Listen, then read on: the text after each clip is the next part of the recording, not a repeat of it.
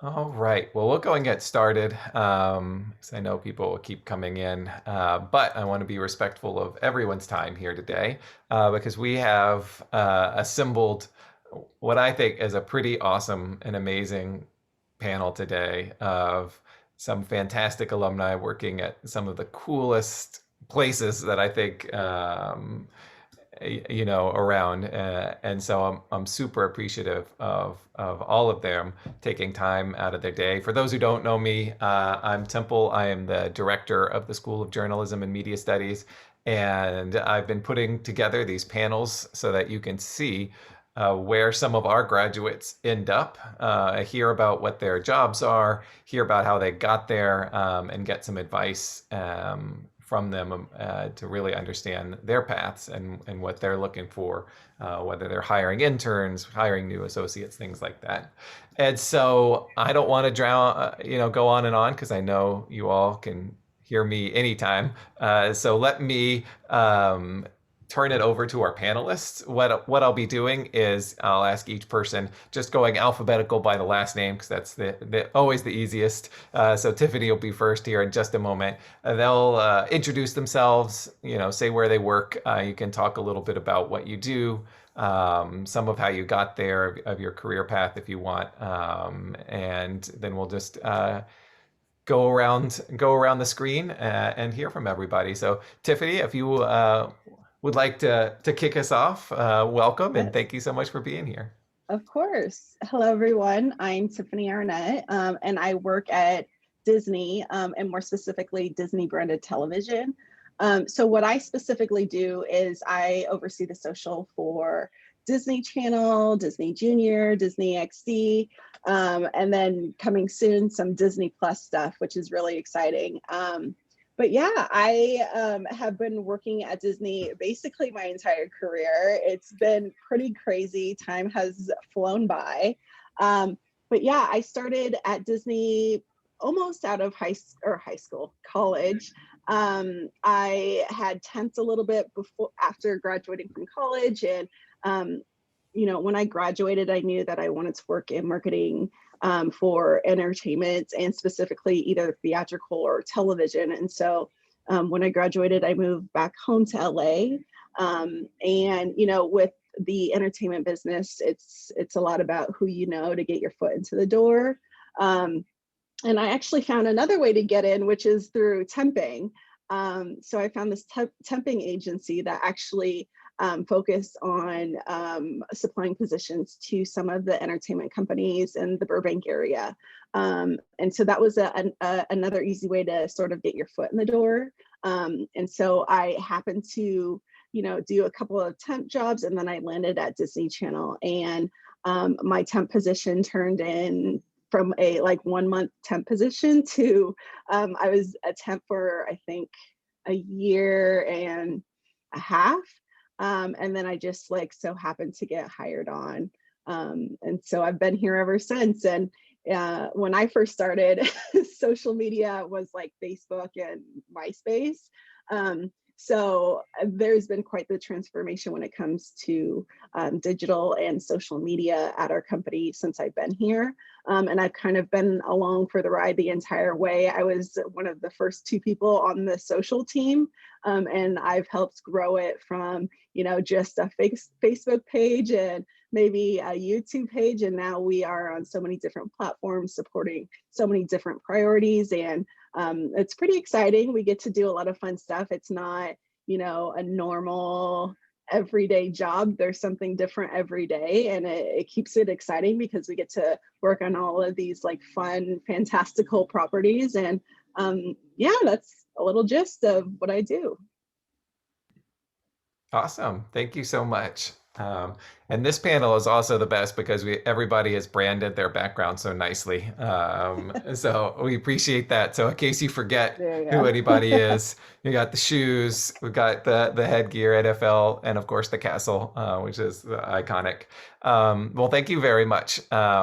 So over to you, Aminata. If you Yeah, can share about yourself. sure. Hi, everybody. My name is Aminata Jah. Excited to be here. I currently work at Oculus today, which is Facebook's virtual reality division. So our organization overall builds our headsets, which you can see in the background, hopefully, for consuming VR content, whether that's gaming experiences, media experiences, productivity, fitness, and a bunch of other stuff. And so I leave our product marketing efforts specifically for media experiences. So that can range from anything like live events that we produce in VR. So we show, immersive NBA games, live concerts that you can experience with others in headset. Also includes some of our narrative and interactive apps that we have with kind of a storytelling experience behind it. And so in terms of on the product marketing side, that ranges from working on some of the external marketing campaigns that you might see in terms of promoting our games and media experiences and headsets, and then also working really closely internally with our product and engineering teams to help figure out what are the experiences we should actually be building. So understanding who our audience is and the market sizing and what those users want, what they need, and trying to kind of reimagine that for a great user experience. And in terms of my journey and how I got here today, after graduating, I moved to New York. I had landed a fellowship at Esquire, which I was really excited about. I also had never been to New York before I accepted the job. So that was really fun to kind of go out and see, do I like it? How is it? And I was working obviously in like a traditional print capacity, helping digital a little bit as well. I was able to write, supporting our editors, doing researching. And it was a really great and diverse experience. And after that, I moved to work at a couple of other publications. Some were digital native, also worked at another print magazine as well. So primarily editorial, like really was focused in building out a journalism career in the first couple of years. And then I ended up moving over to Condé Nast, where I helped build out their digital video division, Condé Nast Entertainment.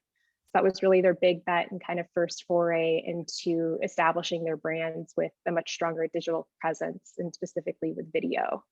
And I was there in an editorial and kind of operations capacity, but by nature of some of the stuff I was working on, I started working a lot closer with our product and engineering teams who were building out the tools and the surfaces where people were watching these videos. And so with exposure to that, I got really interested in the product side of things and how you build these tools, how they work, how should they work, and was able to actually transition into a formal product manager role there.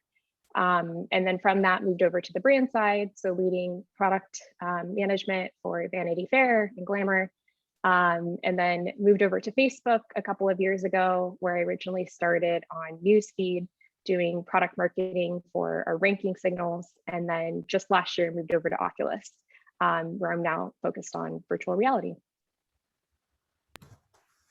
Awesome. Well, thank you very much for that introduction. All right, Tim, I'll take it over to you.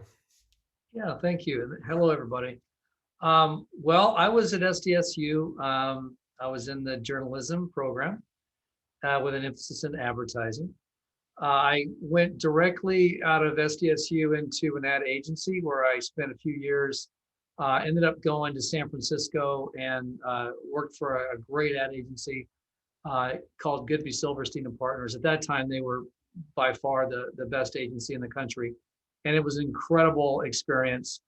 I then left that, went to Europe and worked in Sweden for 12 years, where I started out on the ad agency side, working for Y&R, and then I headed up and was a partner at a very successful ad agency in Gothenburg, Sweden, where we had Volvo and a bunch of other international brands.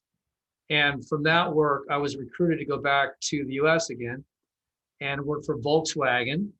Head of marketing for Volkswagen was an amazing experience.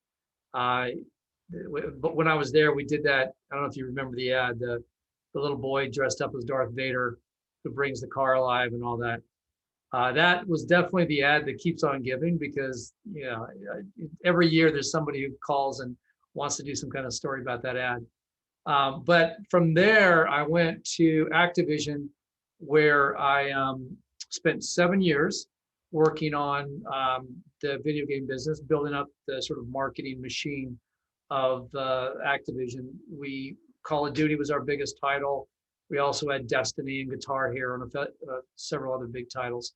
But that was an incredible experience. Really learned how to engage, bring in masses of people, tens of millions of people in a 1 or 2 week period, but then engage them throughout the year in marketing and earning quite a bit of money throughout the year. And then I got an opportunity to come work for the NFL, which is where I am now in New York. Dream job, fantastic. I'm a big fan of the game, and it's just been an incredible opportunity. I was actually going to show an ad. Is that still okay, or is it going to take too much time to think? No, you can definitely show it. I'm You want going me to to? show an ad because you may have seen the ad. It was a Super Bowl ad, and it was the first big ad that I did. And I'm going to then sort of point to some things. It'll make it easier, like what I actually do at the NFL and how I try to build the brand. That was a celebration of our 100th year anniversary for the NFL. And I thought it would be interesting for you guys to see that. When I look at that now, it's funny because now Tom Brady has one more ring since that. But, you saw in there, we have what we call the helmet off strategy. So, football, obviously everyone's got their helmet on, and a lot of fans out there don't know the players. So a big part of what I've been doing since I've been there is building a marketing program and a team where you actually get to know and understand who these players are as human beings, not just as elite athletes, but to really be able to engage with them in a different way, and then to inject a lot more youth culture into the NFL. So you'll notice in there, like the guy with the purple hair, most of you, or some of you, may know that was Ninja. So if you play Fortnite, you'll know he's one of the best Fortnite players in the world. And then, the guys with their fashion and the music and everything else. So it was about blending generations. Some of the players all the guys like Jim Brown, who were 81, with some of the younger players like Saquon Barkley, who's only 23.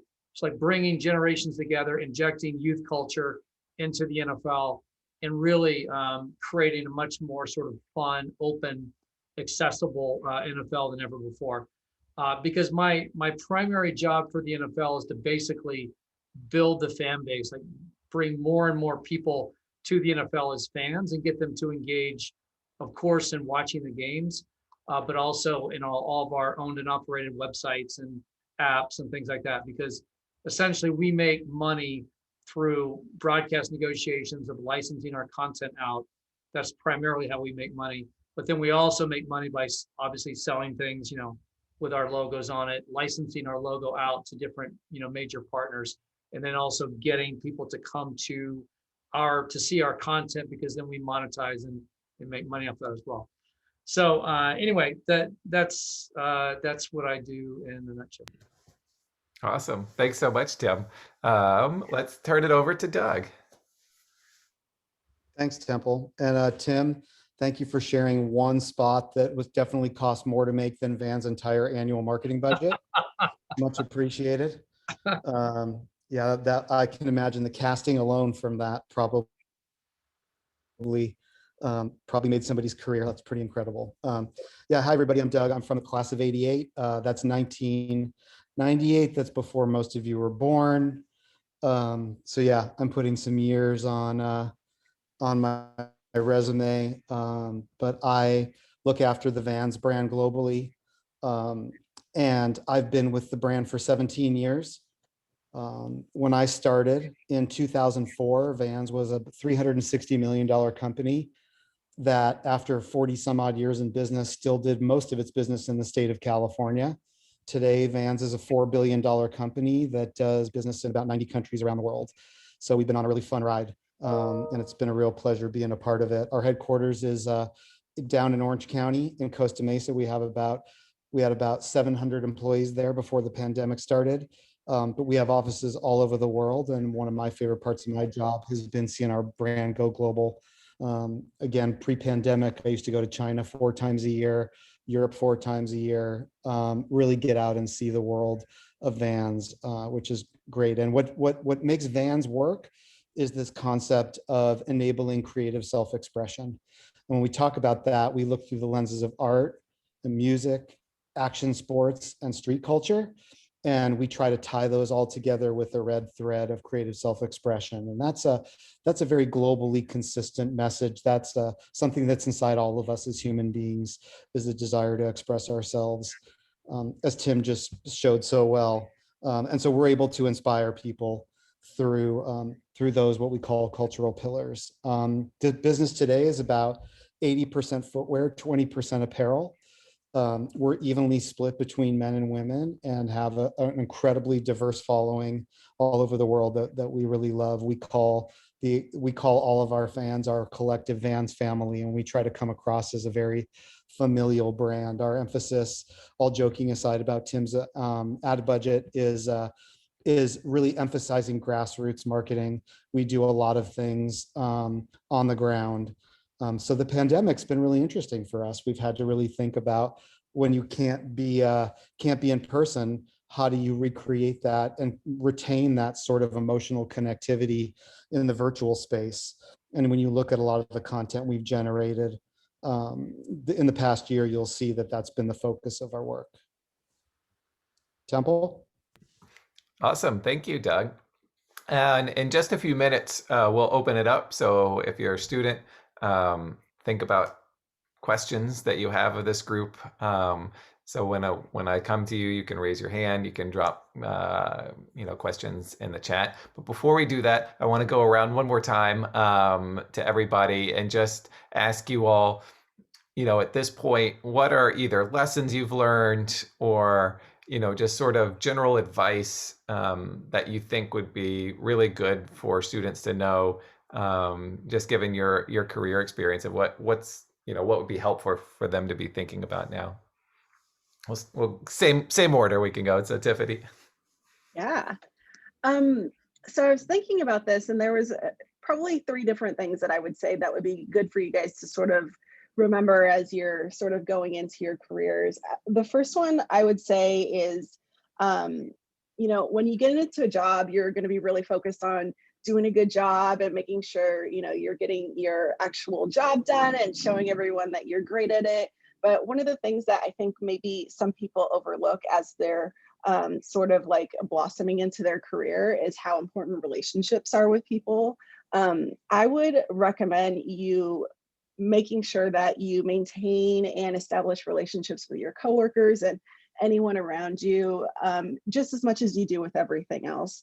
And I also think, don't be afraid to, ask a VP for coffee, or, if someone has a cool job, to reach out to them and say, hey, can you tell me more about what you do? I feel like people just want to talk about themselves, right? So there's never any harm in going out to people and asking them for a coffee and just trying to understand what they do. And I think people appreciate that. And just building those connections with people is just so important. So I think it's definitely something you should focus on as you're coming up in your career. And then another thing I've really noticed is that change is good. And so you should embrace it. I've noticed, within Disney television, especially, it's kind of seeing this complete change right now, especially with everything happening with Disney Plus, which has been really scary for a lot of people. But we're seeing with the people that have embraced change throughout their career, they're really starting to thrive in this new environment that's happening. Change is a constant, it's something that we all need to deal with. And you could either rest on your laurels and, sort of be one of those people that's we do it this way, we've done it this way our whole lives, this is how it's going to be. Or you could constantly look at yourself or what you're doing, and thinking about how you could be constantly changing, constantly growing. And with that, I would definitely say that you should be the constant student. And so I know, you're graduating and you're done with your studies, but I feel like it never really ends of what you could learn. Things are always changing, especially in the social field and the digital field. You have to be on your toes every day. And, today is going to be different from 3 months from now of what's relevant or what's, out there, what's hot. And so just make sure that you're constantly learning and never get to a place in your career where you're okay, yes, you could be the expert, but never feel like you're above learning more. So I would say those are the things that are really, resonated with me throughout my career. Awesome. Thank you so much. Aminata, how about you? So I would definitely echo what Tiffany said in terms of building relationships and building really strong connections, starting to build out your network. I've worked with so many people from different previous roles at new companies in different capacities. And I think just in general, media as an industry can be actually a really small space. Obviously, there's tons of media companies and you can work in different capacities. But again, building out your network, I think is just really important in terms of having those connections, people who might be able to give you referrals or have an opening and kind of word of mouth type of thing. So I think investing in that from the beginning is really important. I'd also say as you're starting to land roles, really finding mentors early on, wherever you're working, or even if it's outside your company. I think there's just so much you can gain from having a strong mentor. And whether that's reaching out to somebody to just have coffee or chat, or connecting over email, just getting that mentorship and kind of guidance is going to be really important in kind of helping you learn some things earlier on that you can apply as you're starting to grow in your career. And then the other thing I'd probably say is as you start to experiment with things or different roles and kind of figure out how you want to navigate your career, just know that it's okay for your path to not be linear. Mine was definitely not linear, right? Like I started my career in journalism. At that time, I had never heard of product management or product marketing. I didn't know what it was. I didn't know it was a thing. And now I'm doing it for virtual reality. So I've had like a very non-linear path, but one thing that's been really constant for me that I've been able to use is kind of an ace, I would say, is that media has carried throughout in all of the different roles and positions that I've had. And so because I've been able to work in the media space from so many different lenses and sides of the business, I'm able to carry that as kind of domain and subject matter expertise. So as you are trying new things, moving, to different places, start to think about and figure out what really is that kind of expertise that you can carry, even if you aren't following, like a traditional or linear path. Cool. Thank you. Tim. Yeah. Okay. Yeah. Well, I definitely agree with everything that's been said so far, and the relationship thing. There's no way I would have gotten the chances that I've had and the opportunities I've had if I hadn't built good relationships along the way. And just the oddest people will end up being the ones who introduce you to somebody or say, "Oh, you should hire that person because he's or she's awesome." But I think, when I think back upon the sort of my journey, I think, going after your dream job is really important. That doesn't mean you have to wait 10, 20, 30 years from now. Everywhere I work, we're like, I really, really, really wanted to work there. Like I was burning to work there. And when you feel that way, okay, of course you might not get that one job that you wanted, but there are going to be other jobs that you will also feel super passionate about. Because if you want to go there, people will feel that passion, they'll feel that positive energy. And then when you go there, every day you're there, you're just going to be excited to be there. And you're going to want to contribute. And when you have a shitty day, you're going to be like, oh, who cares? Because at the end of the day, I want to be here and I want to make my career here. The other thing I would say is like, take risks, even in a job, right? So like, whether it be a big assignment or whatever, don't be afraid if you've been someplace for a while and you think like, okay, it's time for me to move to the next job, but you're a little bit hesitant or you're nervous about things might not work out okay. If you don't take any risks, you're never really going to go, and do the great things that are within inside you. And even if you're in a current job, when I first joined the NFL, that ad that I just showed, that was an incredibly risky assignment. It was a Super Bowl. It was my first ad at the NFL. It was November when I got that agency, we decided to do that ad.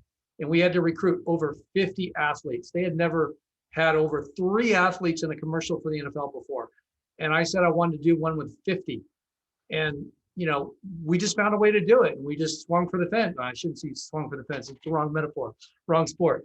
But you know what I mean? We had to really go for it. And, it ended up being a tremendous success. And sure, it could have fell on its face and all that. But you've got to be willing to take big risks if you want to really break through and make an impression upon the world. And then I would just say, I love the part that you said there, Tiffany, about like studying. I think it's important to be interested and interesting, right? So you should be interested in lots of things, even though you may focus on one area. You may be into shoes, or you may be into entertainment, or you may be into whatever. But the more that you broaden, the more that you're expansive and you broaden your horizons and you learn about other things, the more interesting you will be and the more ideas you will come up with. Your abilities to connect with people will be stronger as well. And then just be interested in what other people have to say. Listen to what they have to say, because the more that you learn, the more that you engage with people and understand what they have to offer, the more that you'll be able to collaborate, the more ideas that you will have based on their ideas. And it's just, all in all, you'll build stronger relationships and stronger bonds and so forth. And then maybe the last thing I would say is, particularly those of you who are starting out, don't go for the short-term money. The money will come. The money will come if you're good at what you do and you end up where you want to be. Obviously, if money's important to you, and it doesn't have to be. But if you try to go for that short-term money, you're often going to end up in a situation where you're not really, positioned to make a great step in the future. And I think that if you look at all the folks today on this panel, we all are working with blue chip brands, right? We're all working for brands that are iconic. And when you work for great companies, you learn things from those people. You learn what excellence is all about.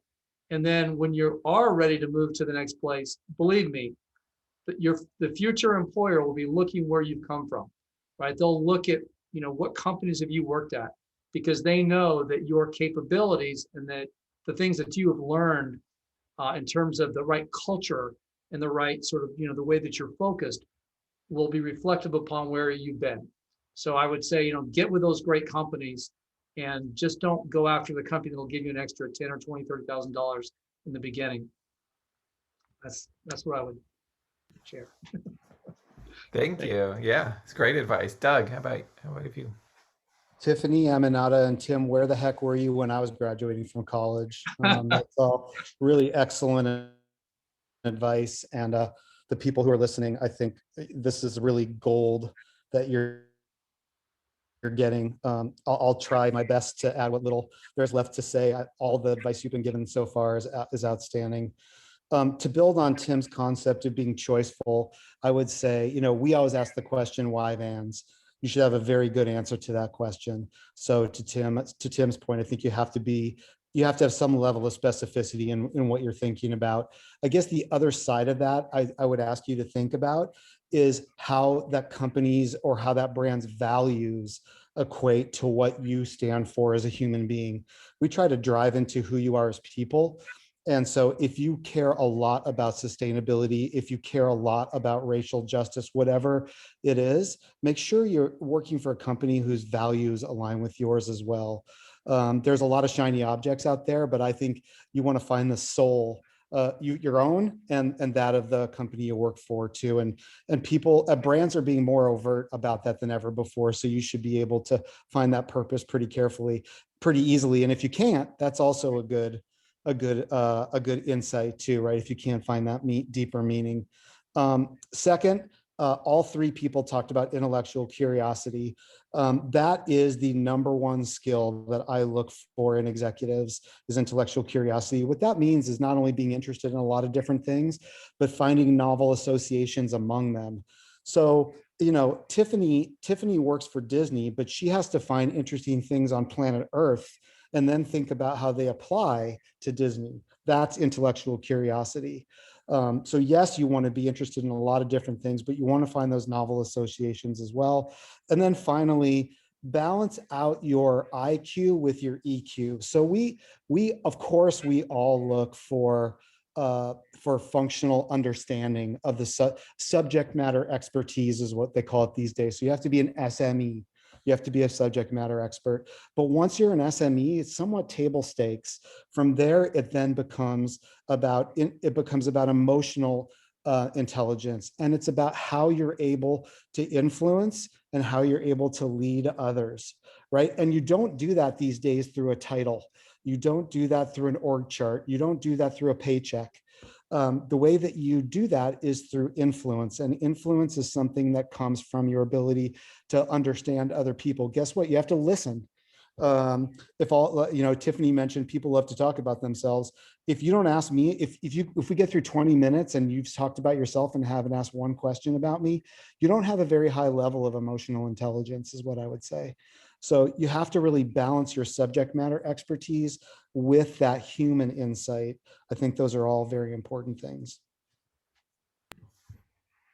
Awesome. Thank you all so much. This is great. I'm writing down notes myself here as you all talk.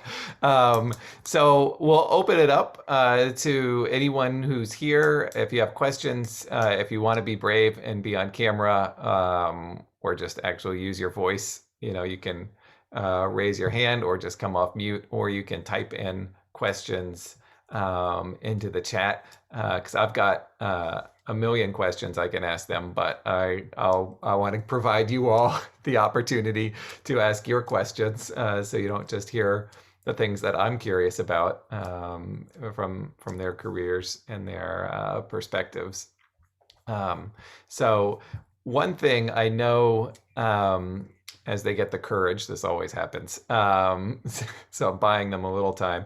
One thing, they're all are mostly seniors thinking about getting a job probably very soon.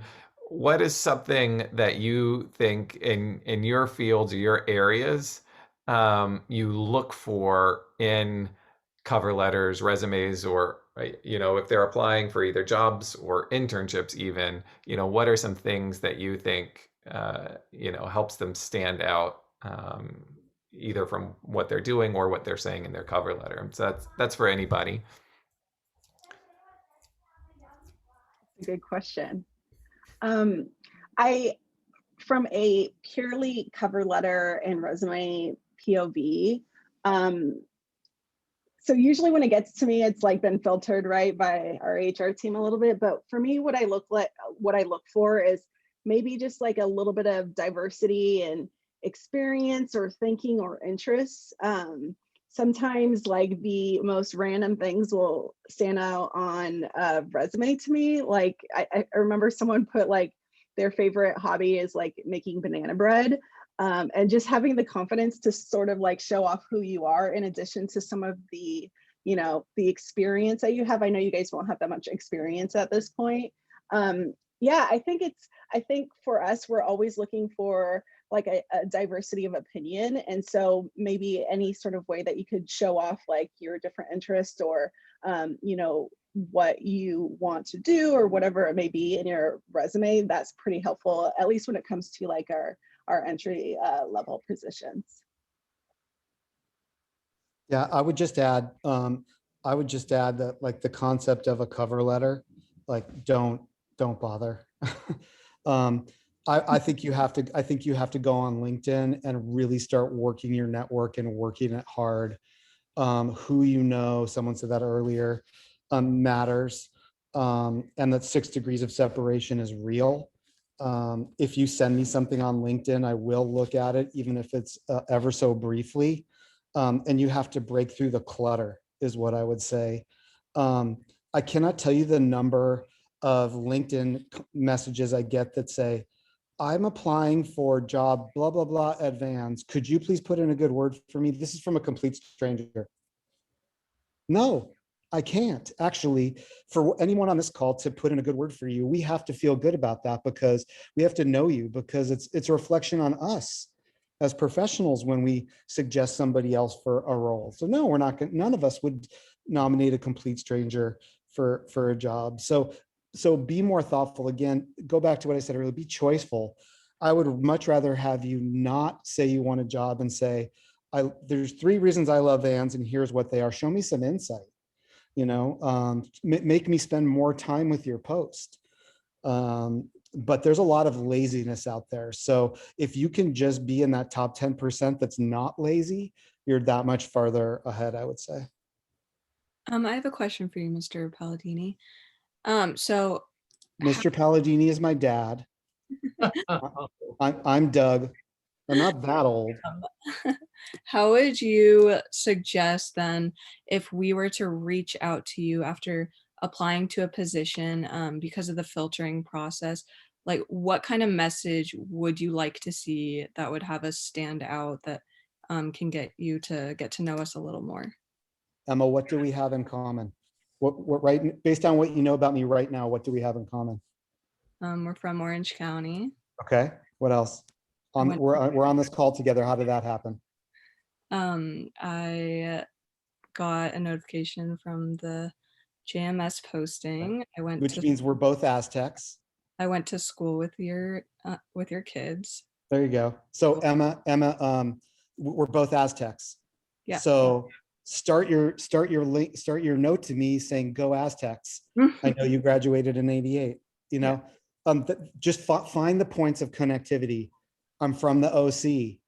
Mm-hmm. You know, I went to school with your kids. You know, any one of those is a good connection, but find something that connects you. You know, I see that your favorite color is orange, mine too. Whatever it is, at least it's a connection point. That would be my advice for you. Okay, thank you. Let me just say this. When I got out of SDSU, I went, is Phillips Ramsey still an ad agency in San Diego? Maybe not. It used to be an ad agency. They did all the zoo advertising and WD-40 and a bunch of stuff. And I was working there, but I really wanted to work, as I said earlier, I really wanted to work at Goodby Silverstein and Partners. And I saw these ads that they had out there, like, you know, looking for future stars and all that. I'm thinking, that's me. I want to be a future star. I need to go there. And I wrote letters and I sent resume, and then they never called me. Nothing ever happened. So I just started going through all of their lists of clients. And I found one, a cruise ship. And I used to work on a cruise ship when I was in my early 20s.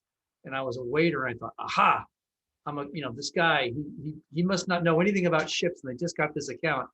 So I just cold called the guy. I just cold called him. I said, and he answered the phone. And I told him immediately, like, I used to work on cruise ships. I know this thing. He ended up like, hey, that's really interesting. And he started asking me questions. And before you know it, I was in his office. And, within a couple months, I had the job.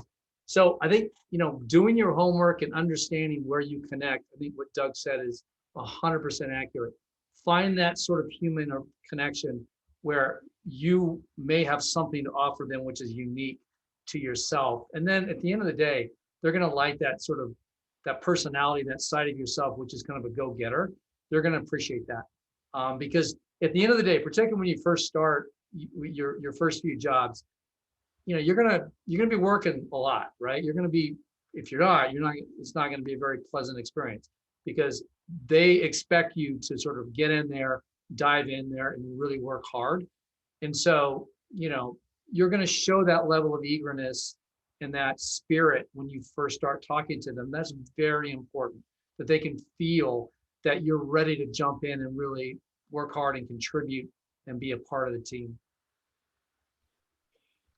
Especially in this day and age, there's so much information available online, right? So a quick search, doing your homework to find out what are those points of connection? Are we from the same area? Were they a part of a club that I was a part of? Did they write for the Daily Aztec? That's, you know what I mean? Thinking about and trying to find those little nuggets and figuring out what your hook is. So the same if you're writing a story, right? Like, what's the lead? Like, what's the most impactful, sentence you can start with? And what does that look like for you, and how you can communicate that about yourself to build those connections?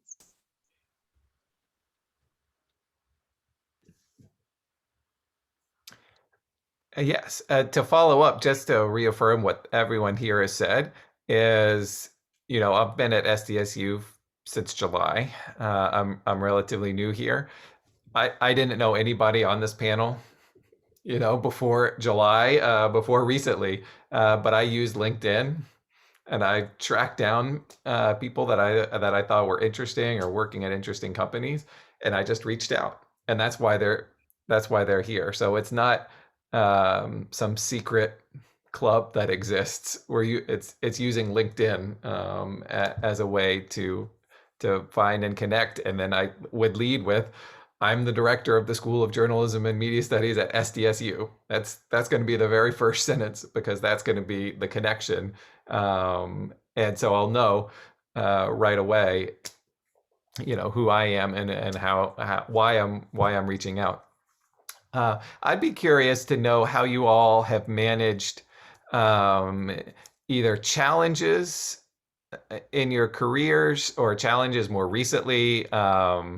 So whether it's just the pandemic, Doug, you mentioned, you're a brand that connects at that grassroots level, how you've tried to manage that.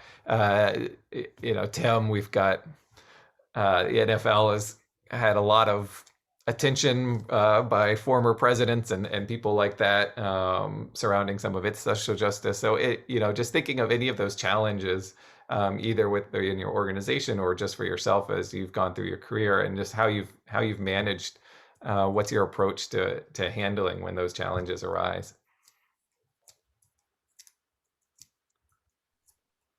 I can jump in just.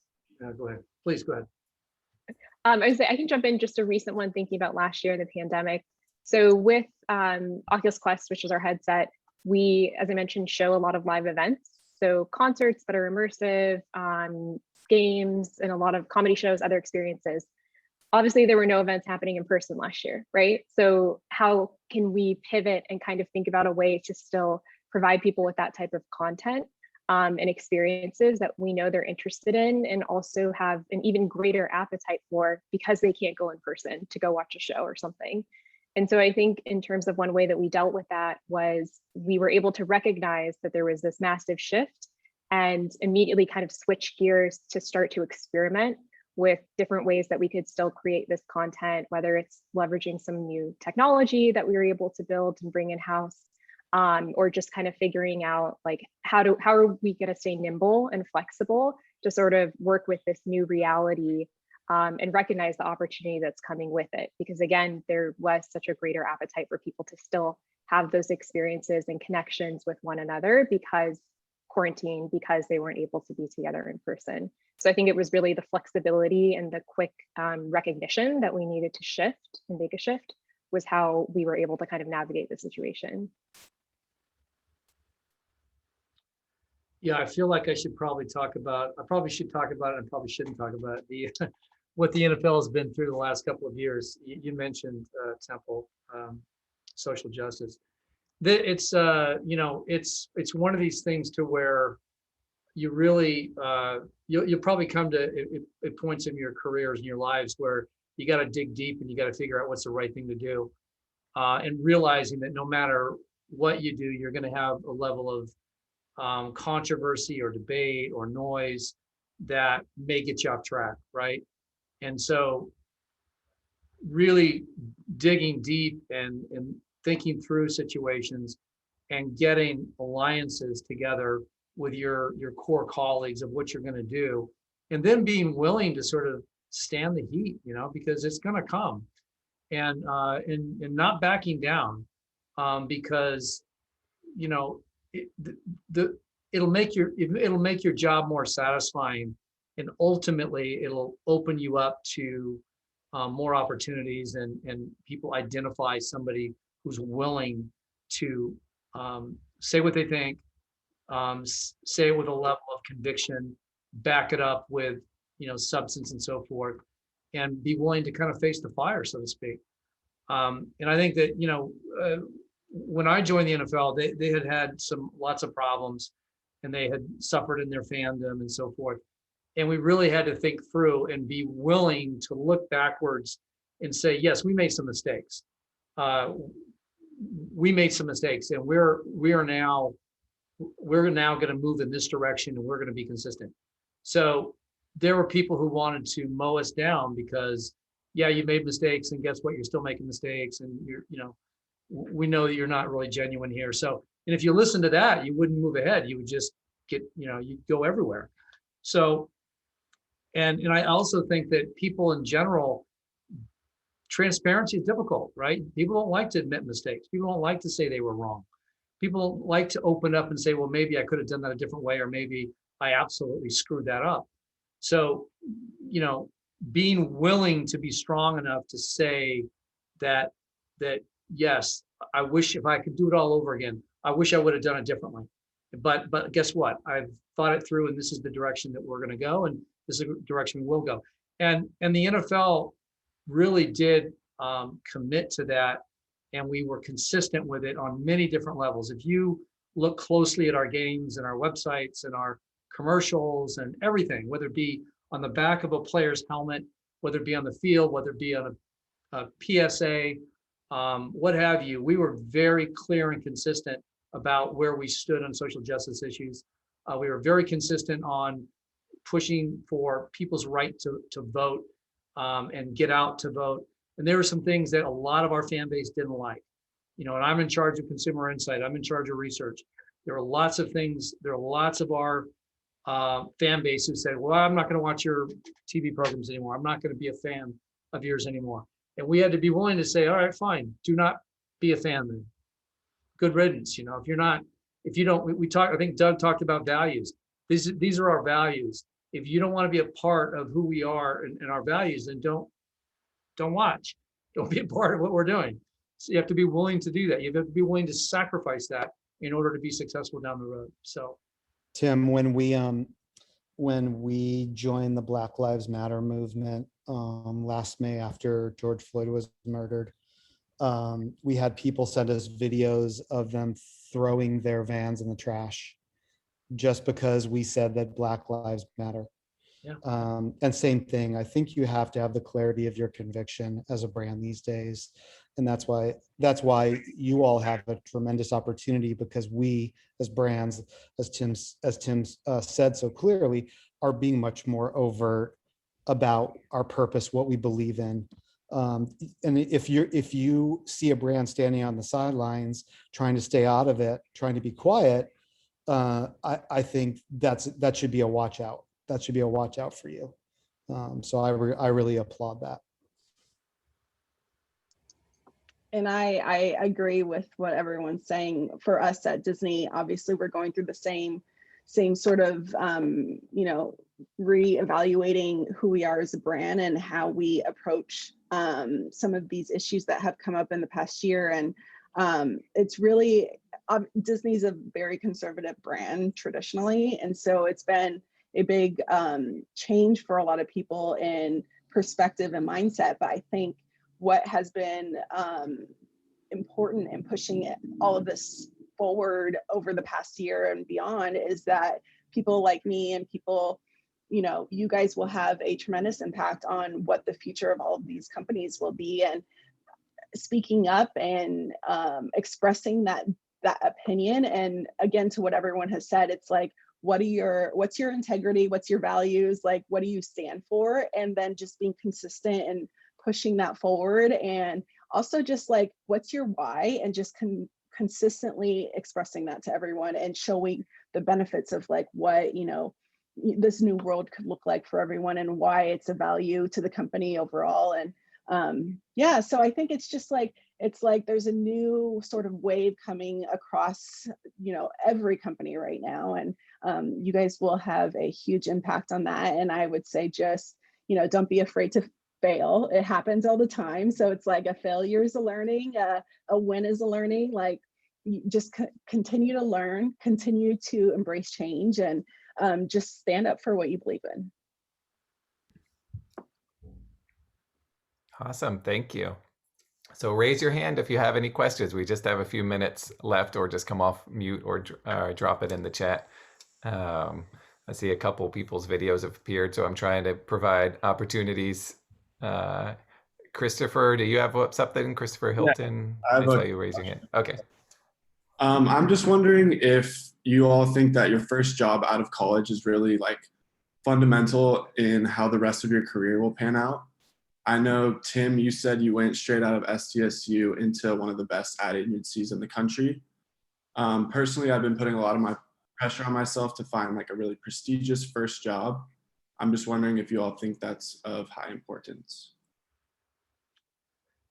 Well, since you mentioned that I found that prestigious ad agency on my second job. Okay, the first job I had was probably the most known agency in San Diego, and I was miserable.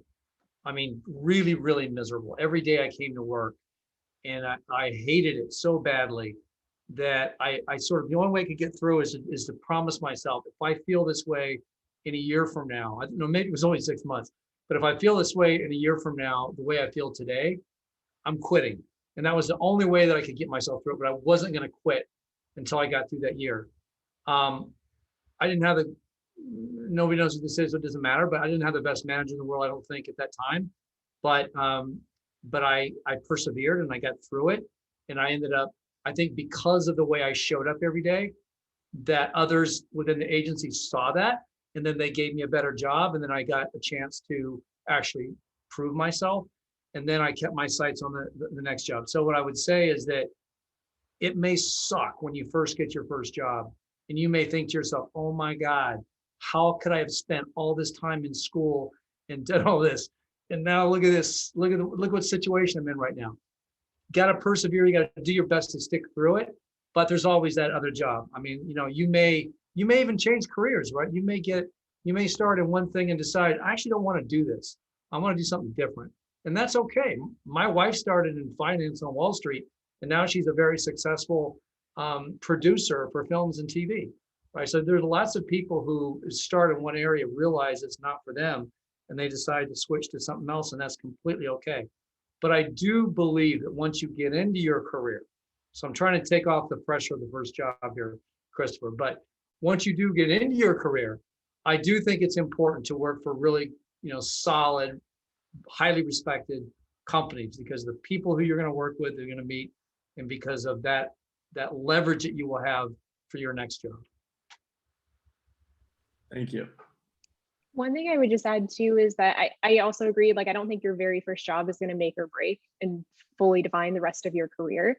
It's more about what you do with that job, right? Like, what relationships can you build there? What skills can you build there? And if you start to recognize, this is not for me, this is not where I want to be, having your sights set on where you might want to go, but squeeze as much as you can out of that first job, because again, those relationships, those connections will come back down the line. And so it's really building up that skill set. The job that I first started in at Facebook, I got in as a referral from someone who worked here, who is also actually an SDSU alumni. And so again, I think that very first one is more about what you do with it and how much you can get out of it to then apply for wherever you go next. Can I just add one thing, Christopher? One suggestion I would have for you is, no matter what your first job is, have 3 jobs. Whatever the first job is, what Tiffany said about remaining a student. So just because you have a diploma doesn't mean you should stop learning. And then the third thing is to have a side hustle. No, I am so envious of the world that you live in coming out of university compared to when I did.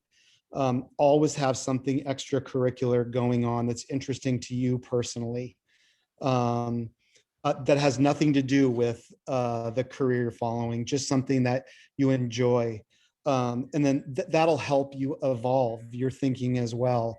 I think it's a bit foolhardy to think at age 21, 22, that range you all are in right now, that you're going to have your whole life figured out. And we certainly didn't when we started. I didn't have much at all figured out when I graduated from college. So yeah, don't be too hard on yourself.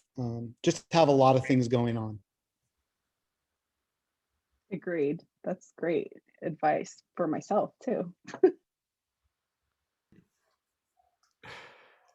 Also consider Yes, maybe seeing the world, you guys, too, before you start your first job, if you can afford it. I personally, I actually traveled the world for 5 years and just did odd jobs before I even went to SDSU. I didn't go to SDSU till I was 25, and I started out just working odd jobs all over the world. And I got to tell you, we talk about resumes and things like that. They would look at my resume and they would see that 5-year journey with all the different jobs I had.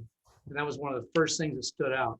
So I'm not suggesting everybody has to travel for all those years, but I am suggesting that taking some time to see the world and learn some things and see different ways of living will only open up your, open up your mind to things that maybe you wouldn't have if you hadn't gone there. And again, it'll also give you something interesting to talk about. Thank you. All right. Well, we've of course the questions are pouring in when we have 3 minutes, so we'll see how quickly we can get through at least these 3 that raised their hand. Malia, I don't know if I'm pronouncing your name right, so I apologize. Yeah.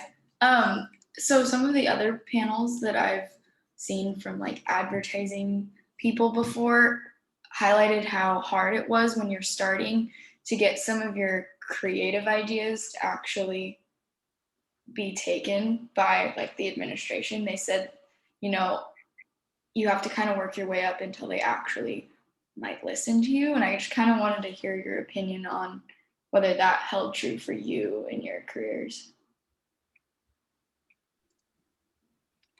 I personally, I kind of disagree with that, but I think it depends on where you are. For me, like when we hire new people, we hire you for a reason, and we want your opinion or creative idea or whatever it may be. I think, you know, I encourage people that I hire to speak up as much as they can in meetings and pitch ideas and, you know, put forward their thoughts on things. So I guess it just depends where you go. But I would never be afraid to sort of, you know, if you have an idea or a thought about something, to express it. It is true if you go into an ad agency that if you're in a pretty big ad agency, your ideas might get used, but somebody else will kind of take credit for it. Meaning that people, you know, higher up in the organization will present your ideas, and they'll tell you you did a great job and all that, but you just have to realize that a lot of that happens. And that's okay. As long as your ideas, I mean, they'll know, right? The agency will know. And I think that's fine. But I will say this too, is like, you also have to be willing. It's very intimidating. You know, you go in there, you have all these people who have all these credentials and they've been in the business a long time and all that. It's very intimidating to sort of say what you think about a creative idea because it's so subjective. But I'm telling you, if you say what you really think, no one's going to blame you for that. They may not agree, but they're not going to blame you for it. More likely than not, they're going to say, you know what, that was a really good comment. And then they will remember you because, oh, that's the person who made that good comment. It's important. Malia, also really quickly, look for the alternative routes. Again, don't just think about what your job description says. Join an employee resource group, find another pathway inside of that organization through which you can show what you're made of and share your creative ideas. It doesn't always have to be the most linear path inside of your function. Yeah, thank you. Thank you so much for those questions. It is 1 o'clock, and so I want to be respectful of our panel's time, who've taken lunch breaks or afternoons to spend it with you all. Do the other two hands, Temple. Okay, all right. I just don't want to force to I stay don't want longer. to speak Samantha, to the other panel. yeah. If you need to leave, hand. you know, go. We would understand, but we'll go and take these last two. Samantha. Sorry, I'll try to be Sorry, quick. I have to jump off, so I apologize. Oh, it's okay, Thank you, Tiffany. It's okay. everyone. Nice to meet you all. Yeah, so I guess my question here is, as someone who's coming from like a kind of startup background, and I've only really been able to land jobs in startups, when I'm trying to go into these bigger companies, what are the things I should be kind of preparing myself for? Because like I can wear a lot of different hats coming from startups, but should I be trying to hone one thing a little bit more than the others just because big companies tend to be a bit more, the roles are more specified? Show a preference, Samantha, have a point of view. I think it's great to talk about all the experience you've had and your willingness to try a lot of different things to soak it all in, but show a preference, have a point of view. You know, I did marketing, I helped in finance, I packed boxes if I had to, because that shows your work ethic. But clearly marketing was what was most interesting to me. And the reason it was most interesting to me is because of this, this, and this. That shows that you have a developed point of view. I think that's what we're looking for. Also figure out ways to show how the, excuse me, the skills are transferable, right? So you might have done work at a startup that was like, felt more specific to something there, but you're applying for a job that's a totally different title or in a different org. Figure out what the transferable skills are, because I guarantee you there are some that you can apply. Perfect. Thank you so much. Thank you. Shira, last question. First off, thank you guys for your time. So I have 2 questions into one. To extend on the cover letter question presented by Palladini, do you think that video cover letters are more effective because it is personable? How do you guys feel about video interviews? I mean, video cover letters. I've never received one, to be honest. I don't have time. Yeah, but then again, Yeah. I mean, I don't know. We're relatively, we're relatively senior within an organization, so it could be that others like HR and things like that might. I don't know. How do you guys feel about sample pitches and scenarios and interviews? Is it effective for you? What was that last thing said again? How do you guys feel about including sample pitches and scenarios and interviews for the position that you're applying for? So I think for me, the scenario piece is definitely important, especially because understanding how you might manage and navigate different use cases that you would actually, be dealing with in the job. And so understanding again how you can kind of navigate those different situations. As far as like an actual pitch, I don't know, at least for like my role in my team, that would be applicable in an interview. But I would say the use case part of it and understanding that experience is helpful. Thank you. Yeah, I guess all I would say on that one is just to be able to sort of, I don't know about the actual pitch, but being able to, unless they ask you for it, but being able to sort of talk about a problem which you've solved and be able to explain why and how how you came to the conclusions or recommendations that you did. I think people understanding your thought process is very important. Awesome. Well, again, thank you all so much for taking time out of your days. This has been so awesome. Like I've got scribble notes all over the place because I thought this was so insightful. So thank all the students for your questions, for your participation, for your presence. Thank our amazing panel one more time, and go Aztecs, right? Yeah. Aztecs. Thank you all. Good luck. Thanks for having us. Nice meeting you guys. Thank you.